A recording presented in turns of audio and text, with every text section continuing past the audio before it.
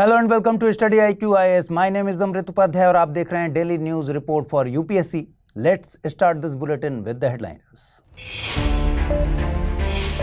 बांग्लादेश की prime minister Sheikh Hasina ने किया रिजाइन। लंबे समय से बांग्लादेश में चल रहे हैं प्रोटेस्ट, जॉब में रिजर्वेशन बना बड़ा इशू। न्यूरालिंक ने इम्प्लांट की सेकंड चिप। एलॉन मस्क की कंपनी है न्यूरालिंक। ब्रेन कंप्यूटर इंटरफेस पर काम कर रही है न्यूरालिंक। और वक्फ बोर्ड एक बार फिर से लाइमलाइट में। बड़े अमेंडमेंट्स की तैयारी में सरकार। 1954 में पास हुआ था वक्फ एक्ट।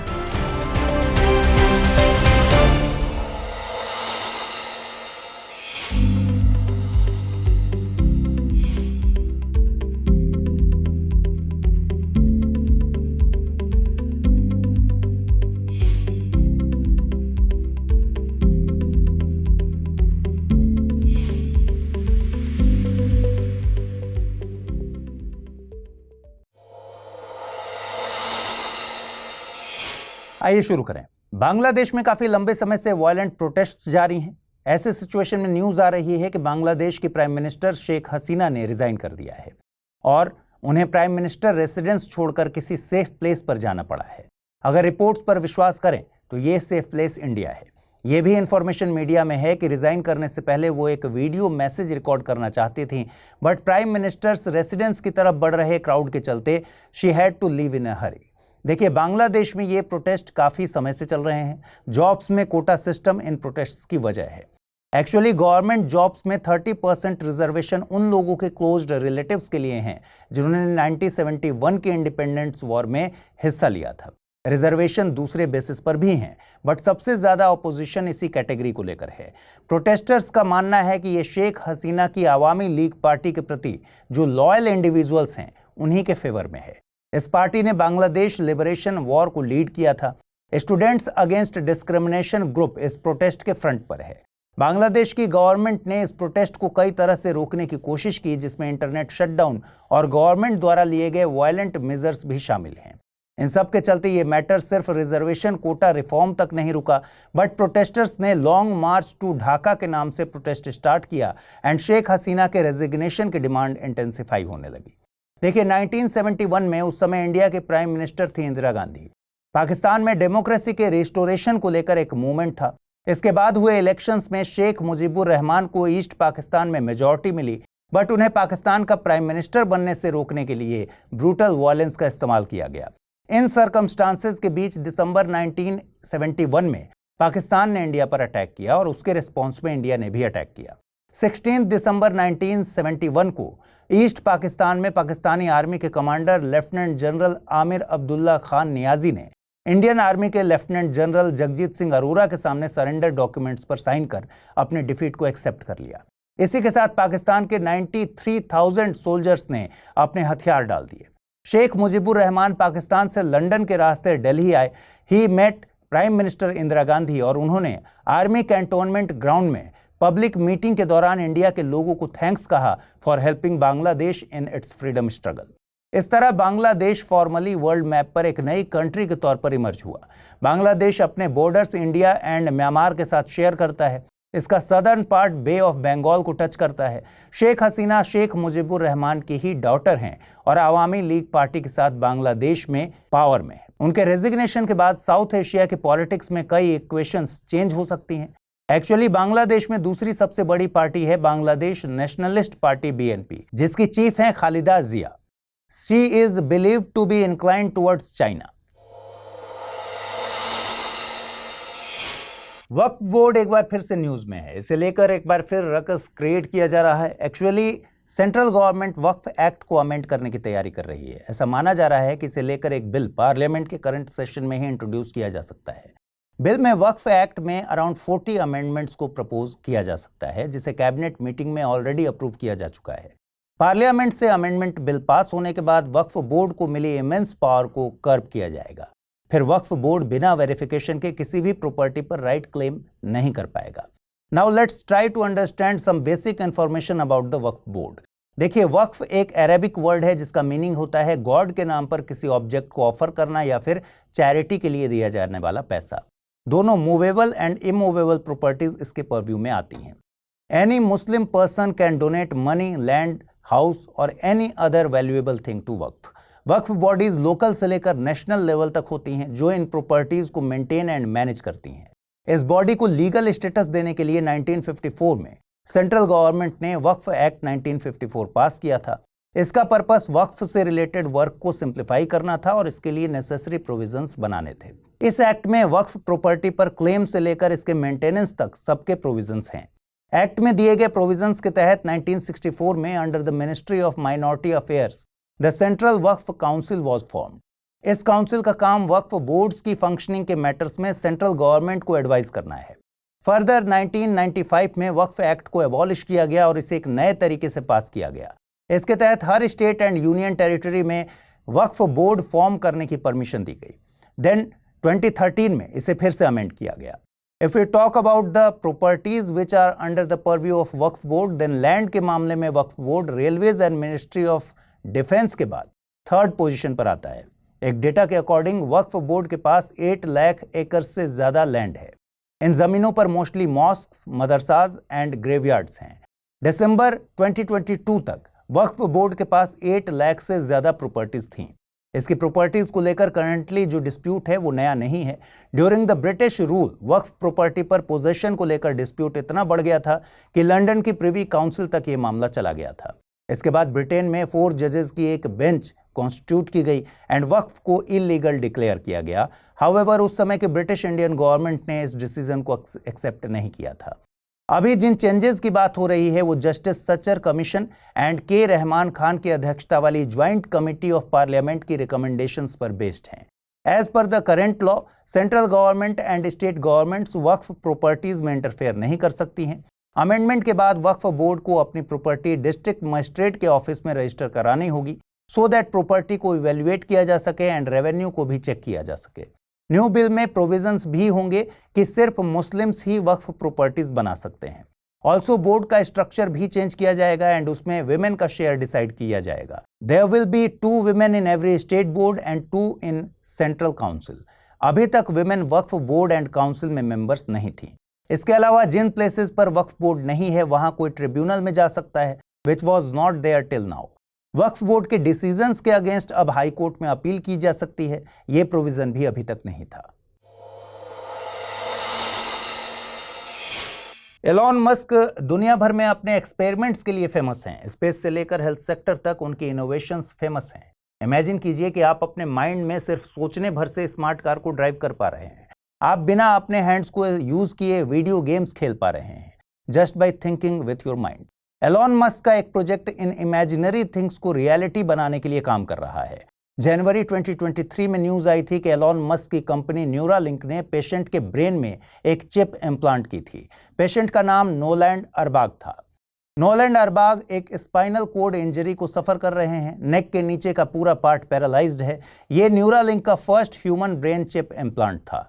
एक्सपेरिमेंट सक्सेसफुल रहा। नोलैंड अरबाग अपने ब्रेन के थ्रू मशीन्स से काम करवा रहे हैं। वो वीडियो गेम्स खेल सकते हैं। केयर गिवर्स पर उनकी डिपेंडेंसी रिड्यूस हो गई है।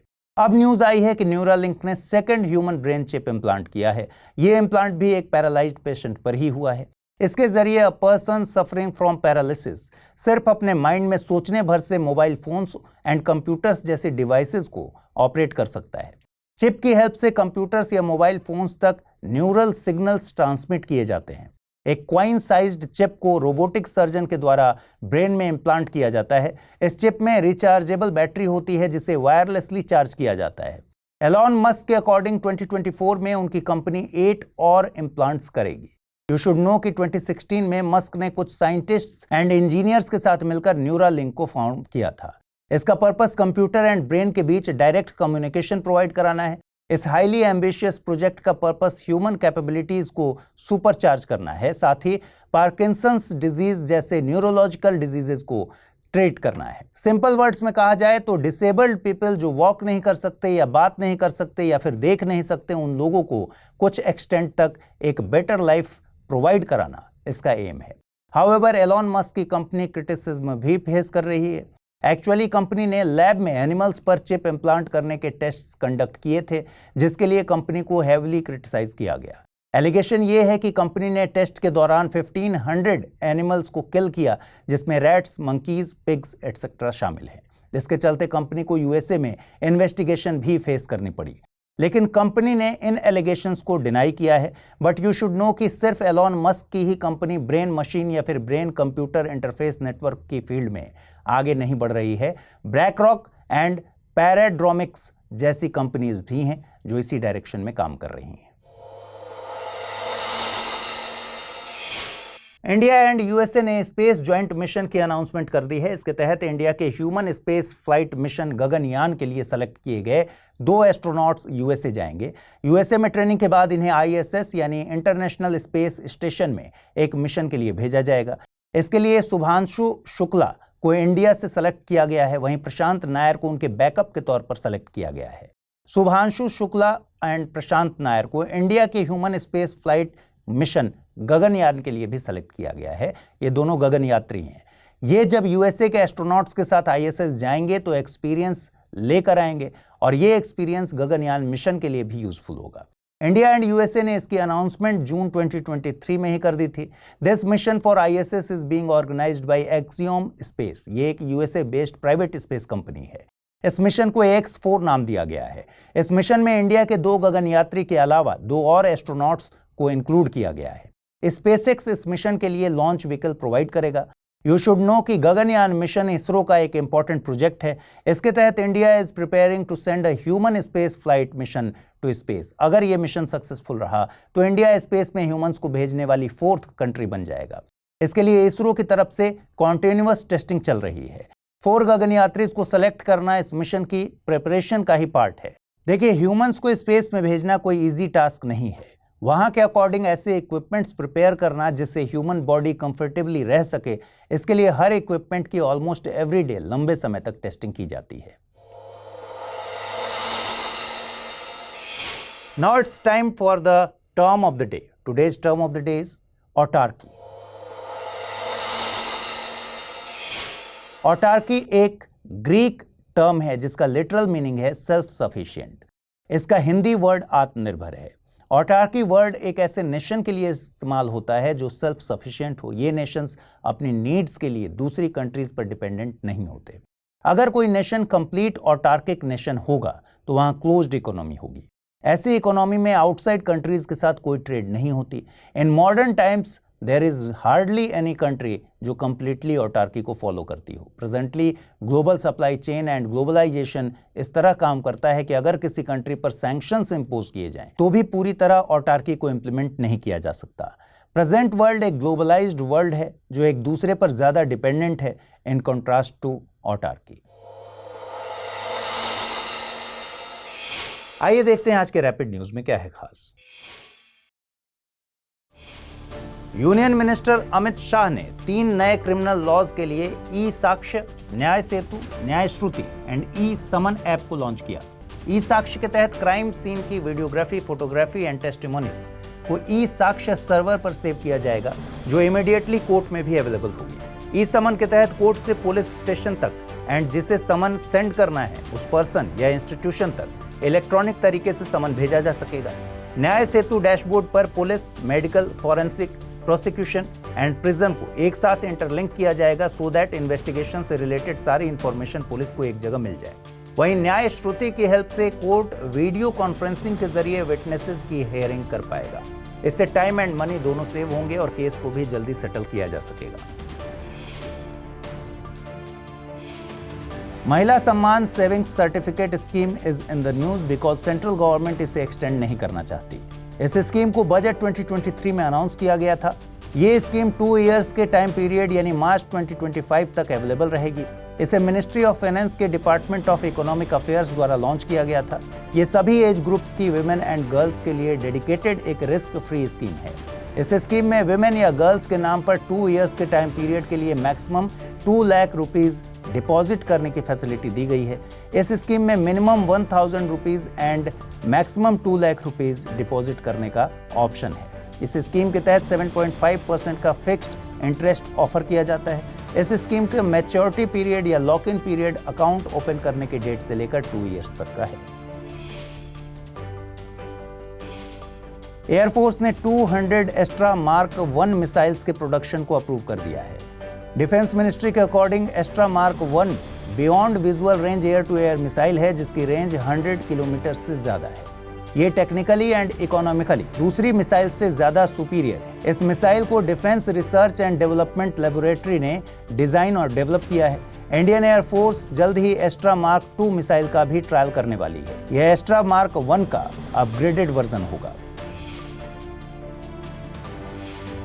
गाजा रीजन में hepatitis a disease rapidly spread हो रहा है। यूनाइटेड नेशंस एजेंसी UNRWA ने गाजा रीजन में इसके आउटब्रेक की इंफॉर्मेशन दी है। 2023 में कॉन्फ्लिक्ट स्टार्ट होने से पहले यहां हेपेटाइटिस ए के 85 केसेस रिपोर्ट किए गए थे। अब ये फिगर 40,000 क्रॉस कर गया है। इसके इन्फेक्ट होने वालों में छोटे बच्चे शामिल हैं। हेपेटाइटिस ए वायरस की वजह से स्प्रेड होता है, which generally causes inflammation of the liver.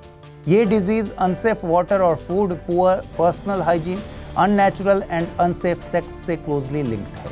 Hepatitis B and C के contrary, hepatitis A does not cause liver chronic disease.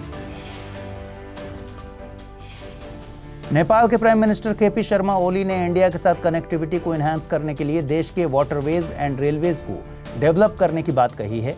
उन्होंने इंडियन बॉर्डर के पास हनुमान नगर से त्रिवेणी एंड देवघाट तक स्टीमर सर्विसेज को ऑपरेट करने के लिए एक प्लान प्रिपेयर करने के डायरेक्शंस दिए हैं। हालांकि 1970 में नेपाल में स्टीमर सर्विसेज को अलाउ करने वाला लॉ एग्जिस्टेंस में आया, बट अभी तक इसका यूटिलाइजेशन नहीं हो पाया है। वाटरवेज के अलावा प्राइम मिनिस्टर ओली ने इंडिया के साथ नेपाल की रेल सर्विसेज को एक्सपेंड करने की नीड पर स्ट्रेस दिया। उन्होंने existing Janakpur and Kurtha railway lines में 2 नई रेलवे लाइंस ऐड करने का प्रपोजल भी दिया। Now it's time to see questions based on the bulletin. The first question is, consider the following statements. Autarky is often understood as economic self-reliance. Autarky is currently a popular concept among countries. Choose the correct statement. Only one, only two, both one and two, neither one nor two. Second question is, consider the following statements regarding Mahila Samman Savings Certificate Scheme. It is a risk-free scheme dedicated to women in the age group of 18 to 45. The scheme offers the option to deposit a minimum of rupees 10,000 and maximum of rupees 2 lakh. Choose the correct statements. Only one, only two, both one and two, neither one nor two. Now let's jump on to the answers of the questions which were asked in the previous bulletin. First question was, recently prisoners were exchanged between Russia and Western countries. This exchange was done with the mediation of which country? Turkey, Israel, Germany or India? And the correct answer is option A, Turkey. Second question was, consider the following statements. The Maasai tribe belongs to the African continent. Arghat was a machine used for irrigating land prevalent in the medieval period. Choose the correct statement. Only one, only two, both one and two, neither one nor two. And the correct answer is option C, both one and two. तो दोस्तों आज के इस episode में बस इतना ही। To get PDF of this bulletin on daily basis join me on Amrit Upadhyay 007 telegram channel. कल मॉर्निंग 9 AM आपसे फिर से मुलाकात होगी डेली न्यूज रिपोर्ट के नए एपिसोड में। Till then stay tune with study IQ IAS। Thanks.